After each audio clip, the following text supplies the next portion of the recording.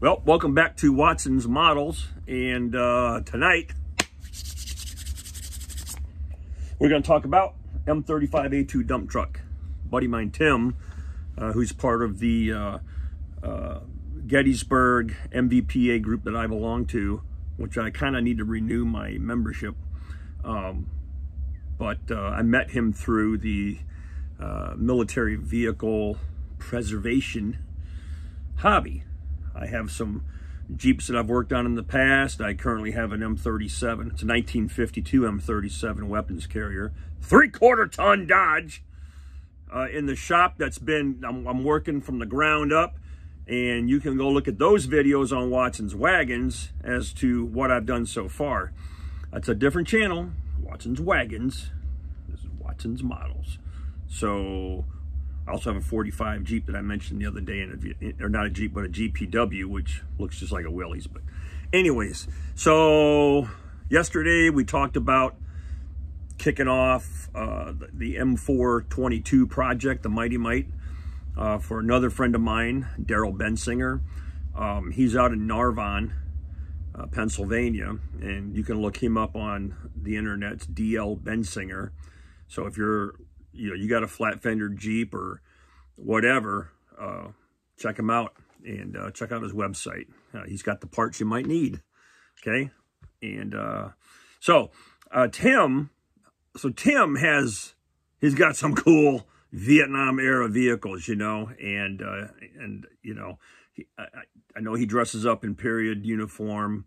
I'm not sure if he's into reenacting. He might be, but he's just got an awesome collection of vehicles. And so he helped me out for my military reunion that I held back in October. And I said, bro, let me build a model for you. And, and this is what we settled on. So I'm going to take you over here and show you what we got going on. There is an AFV Club M35A2. And then we've got a Hobby Link 3D printed dump for this thing, which is functional, by the way.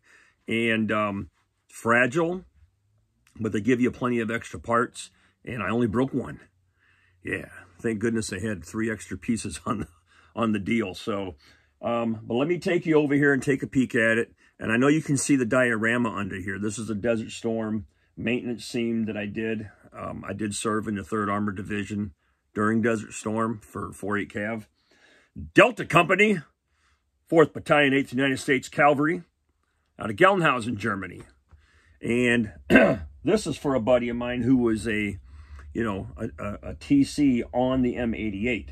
So we've got an M88 pulling a power pack out of an Abrams, and we'll show you that on a different video, okay? But for now, let's go over and take a peek at the M35A2. I want to show you what it's about, where I'm at in the process, and go from there, all right?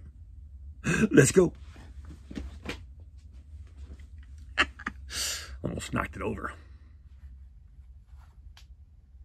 Wrong tank. Wrong truck. Here we go. Okay, I have some things laid out. One, I wanted you to see the box art on the M35A2. This kit goes together very well. It's well-fitting. It seems pretty well laid out the way the instructions have it, and it's good to go. Doesn't come with the decals that I need to replicate Tim's truck. This is the Hobby Link conversion kit for the AFV Club model, okay? And here's where I'm at so far on the build. Now, this truck is awesome.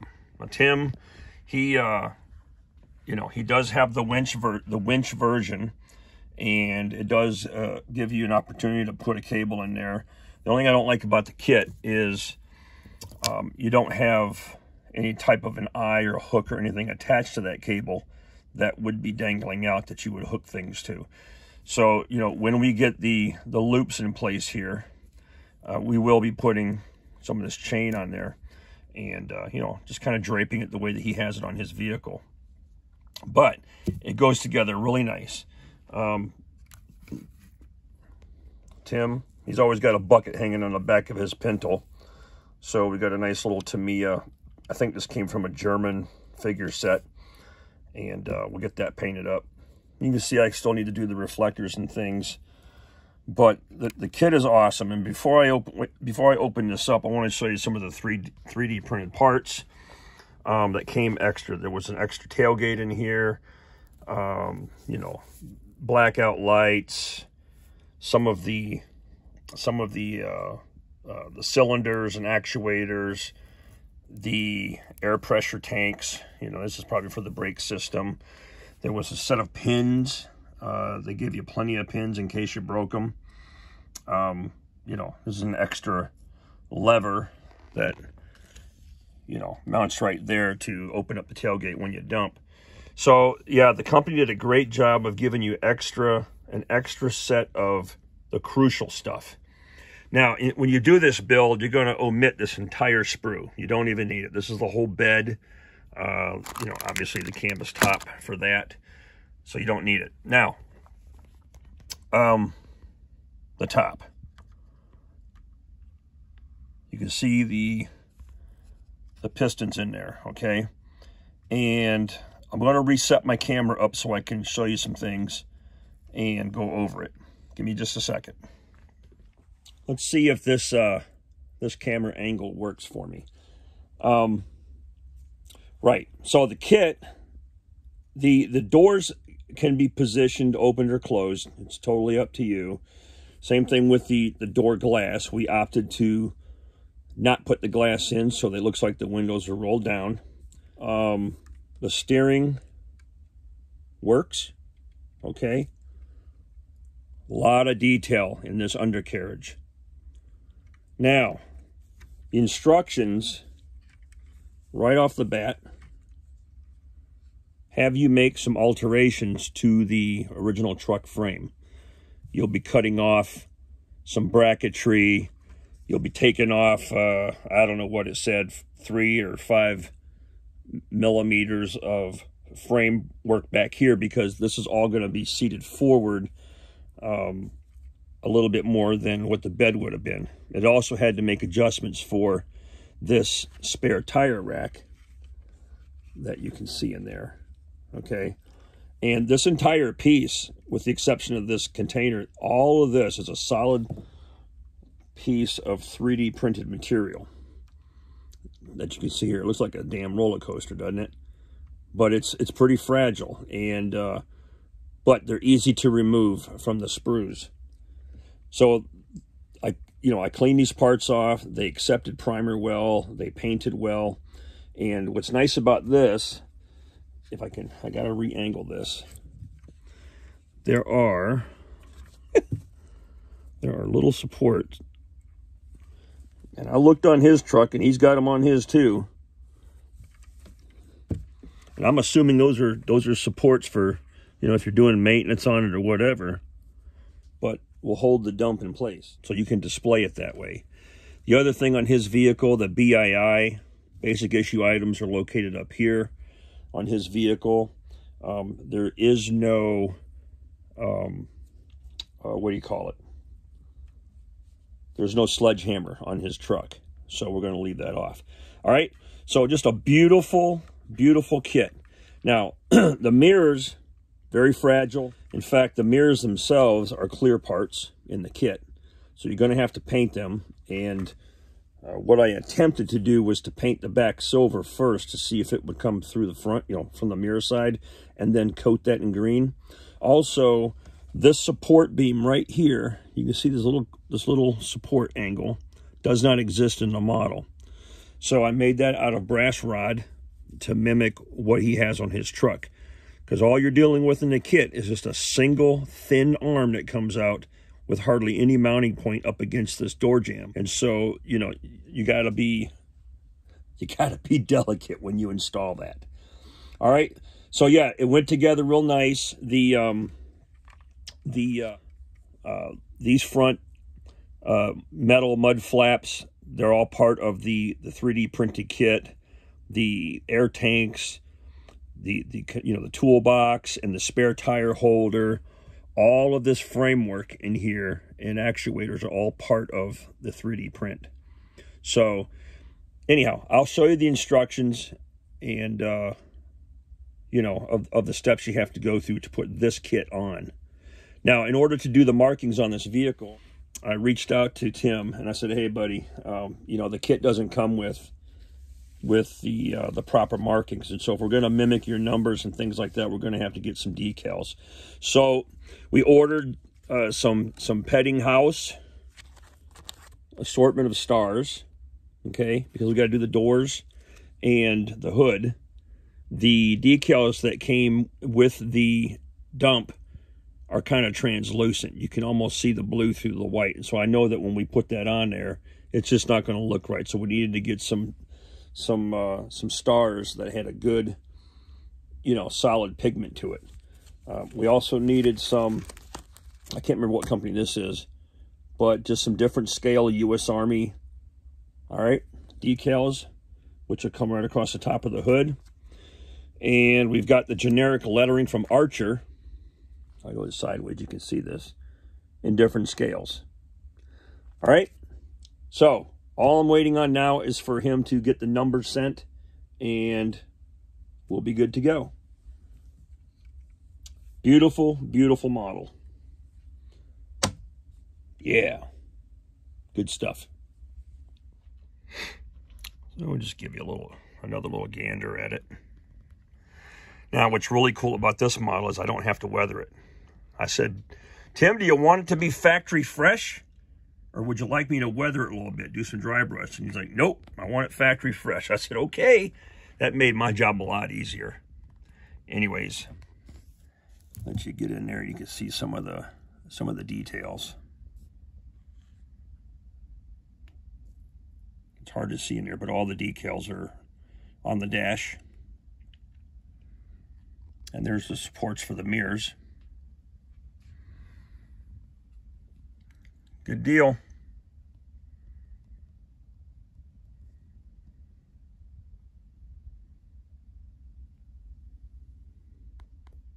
All right, getting down to the directions. The Hobby Link sends you this, you know, Xerox scan, whatever. Okay, some basic drawings of all your parts, and they're listed as part 1, part 2, part 3, whatever. And then pin A, pin C, pin B. So pay attention to that when you're building. Now, right off the bat, it's asking you to remove, and what's nice about this is that they duplicated the instructions from the original kit. All right, and those are superimposed on here, and then just marked out where they wanted you to slice and remove material. So you just orient your framework like you're supposed to here and remove the material. Now, they tell you to remove certain things. You just don't install them, okay? It's not like you're cutting anything. But you are going to have to remove this bracket right here. All right, same thing here. This upper part of the frame, you remove that stuff. And it comes off pretty easy. You just score the plastic a couple of times. All right, same thing here. Anywhere it says remove, you just don't install it because you're in the process of building the kit. And here is where it's asking you to remove 3 millimeters. All right, because this cross member appears to be inset into the frame on the actual vehicle.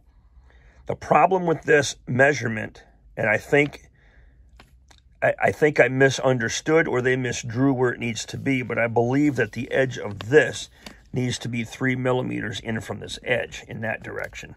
So you have that, so you had that depth that I'm talking about. Again, parts that are unused, don't even install them.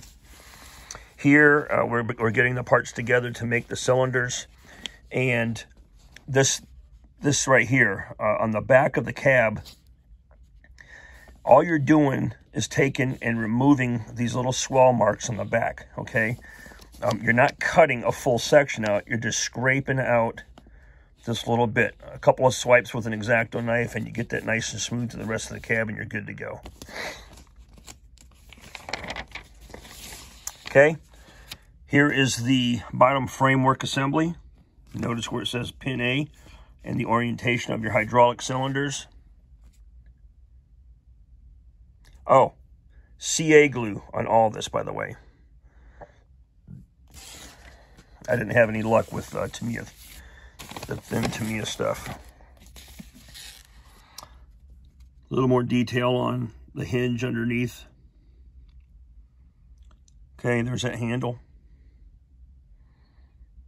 Your full assembly. This is tricky. Now, when you build your tire and you get this painted and everything else, I was surprised at how strong that the structure was, because it looked like a little skeleton piece of material. Just, all I can say is that you're going to try to hold an edge as you try to roll the wheel into this slot, because it's extremely tight from here to here. So just be careful on that when you install that tire. All right. This kind of shows you the location on the back of the cab where it goes. Now we're setting the dump into place. Part 17, don't forget that.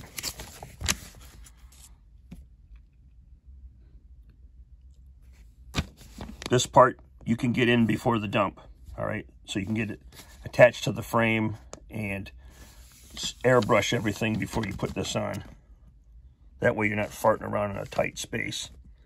Same thing with these mud flaps. And just note the angle of the bracket when you install it, all right? And the trick will be when you get to the other side to make sure that it aligns with the side you already did. So you want to get those on first as well. Get them painted. And there's your full assembly. Oh, come on now. And that's it. Would I ever buy a kit from these guys? Absolutely. But I didn't have to pay for this one. So this is a cool build.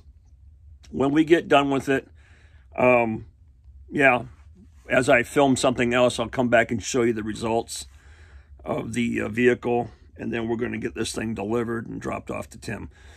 Thank you for watching, Watson's Models. I really appreciate it, by the way. I was checking on the demographics of, who signed up so far, and this is funny. 100% of the people that have subscribed are from the ages of 55 on up to like 65 or something, which is really funny. There's no young people in there. It's just us old guys. Maybe we're the only ones that have time to monkey around because we're retired or getting ready to retire. I don't know. But I thought that was interesting on the demographics. So thank you for subscribing. And if you haven't subscribed yet, please, I don't know if my little subscribe button pops up on the screen or not. I don't see it on the phone, the phone thing. So, but if it doesn't, please, I would really appreciate it if you subscribed and help me build this channel. I think it's going to be fun. And as you can tell, I got more things to do than you can shake a stick at. So it's going to be diverse.